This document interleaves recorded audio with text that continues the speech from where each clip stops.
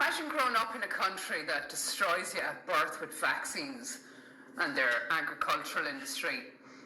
Imagine you spend your whole childhood in and out of hospital and teens sick, 20s sick, and then you figure out what's going on. You've been poisoned by the government and all their industries there. And then, you reverse everything that I gave my body to these doctors for a long time, and they just made me worse.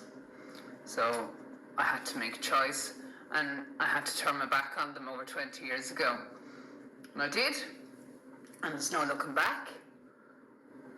And then I have my own baby, and they're like, you have to do to your baby what was done to you when you were younger. We're bringing in laws now that you have to do that. That was the country I was in. It was Australia. I was like, I've got to go. So I came back here. It's just as bad here. But fear is why it's bad here. There's no mandatory laws or nothing. People are feared into it by medical professionals. The ones who made me sick as a child by sticking needles into me. Giving me drugs of all sorts. I don't take advice from people who make people sick, especially when it comes from my health. So imagine then, you grow up to that, you have your child, and you're like, no, I'm not doing that. And they're like, why? You insane? I'm like, no, I have life experience. And I seen you stick the swine flu injection in my mother back in 2009, and that almost killed my mother. And you're like, you want me to stick that in me now and my child? In the form of flu vaccines or COVID vaccines, So I've grown up my whole life watching all this play out, watching everyone get ill, watching people vaccinate their children and they go autistic. And then they do it again with their second child and the same thing happens. And it can continue. Because a lot of people do not correlate what's going on here. And they don't care to question the man in the white coat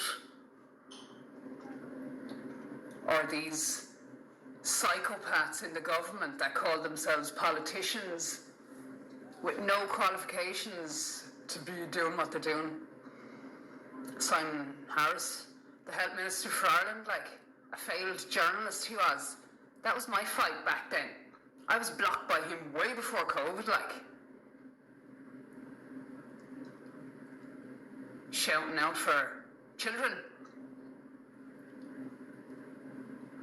And I get, fair play, went on to these doctors for standing up in the last few years. There's about 5 or 6 of them, thanks, appreciate it. I'm not belittling ye, but, where were ye all your careers when the children needed ye? And I know you're still sticking needles in them. Some of ye, not all of ye. So, where do your morals, where does it cross lines here,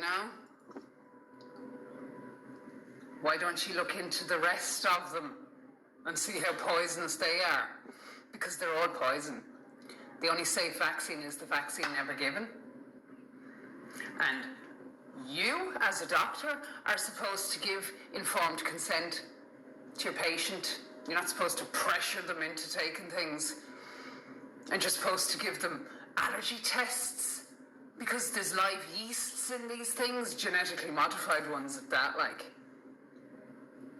Do you do that? No, you don't. And you're like, take it.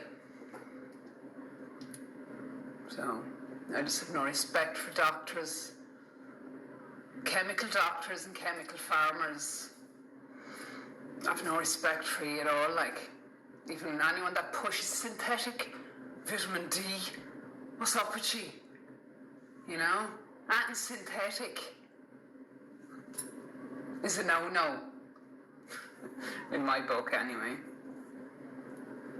But you know, there's a whole industry out there that'll disagree with me. Its followers, its supporters.